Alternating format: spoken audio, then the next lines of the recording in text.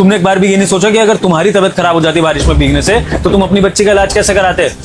राहुल, गलत सहने वाला भी उतना ही गलत होता है जितना गलत करने वाला।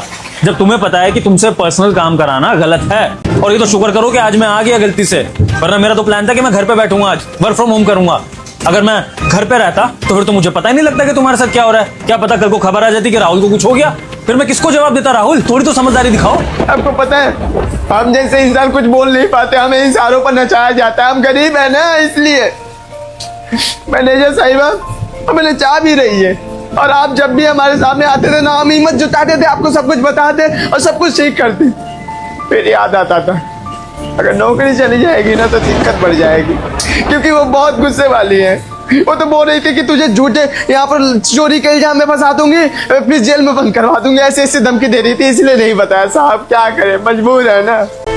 और राहुल, इस केस में भी मैं इंसाफ करूंगा तुम्हारे साथ, लेकिन तुम्हें मुझ पर भरोसा करना होगा। मैनेजर मैडम का डर अपने मन से निकालना होगा और मेरी बात माननी होगी। तो मेरी बात सुनो, जैसा जैसा मैं कह रहा हूँ वैसा वैसा करो।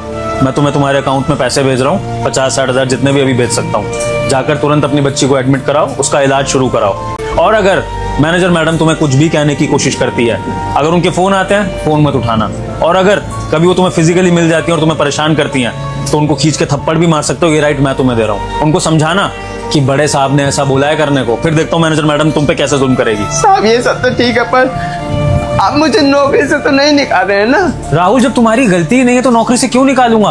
अब शांत हो जाओ और मत चिंता करो अपनी नौकरी की और अपनी बच्ची की भी। मैं हूं तुम्हारे साथ, तुम्हारी बच्ची को कुछ नहीं होगा। फटाफट भागो अपने घर, अकाउंट में तुम्हारे पैसे डाल रहा हूँ, उसको एडमिट कराओ, बैंक अकाउंट से पैसे निकालो, डॉक्टर को दो, ठीक है? जी, बहुत बहुत शुक्रिया आपका। जाओ। जी सर, आपने मुझे बुलाया था। जी मिस हर्षिता, जरा एक बार मौसम देखिए, कैसा लग रहा है आपको ये मौसम? मौसम तो बहुत अच्छा है सर। कितना बढ़िया हो ना। अगर इस तेज तरार बारिश में आप भीग जाएं और इस बारिश का मजा लें।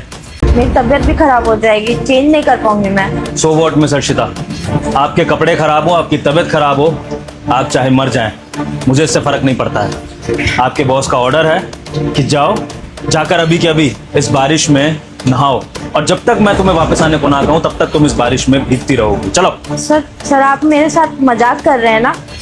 आप सच में मजाक ही कर रहे होंगे? हर्षिता, मैं मजाक के मूड में लग रहा हूं तुम्हें? तुम्हारा बॉस खुद बारिश में भीग कर आया है और बहुत गुस्से में है और चाहता है कि उसकी एम्प्लॉय वो करे जो वो चाहता है। तो अगर अपनी नौकरी की खैर चाहती हो तो फटाफट से इस बारिश में भीगने चली जाओ। नहीं। बेटा, तूने मुझे इग्नोर किया तो तेरे घर में हमेशा लड़ाई झगड़ा होता रहेगा, और अगर तूने मेरी वीडियो को लाइक और सब्सक्राइब किया तो तेरा घर हमेशा धन दौलत से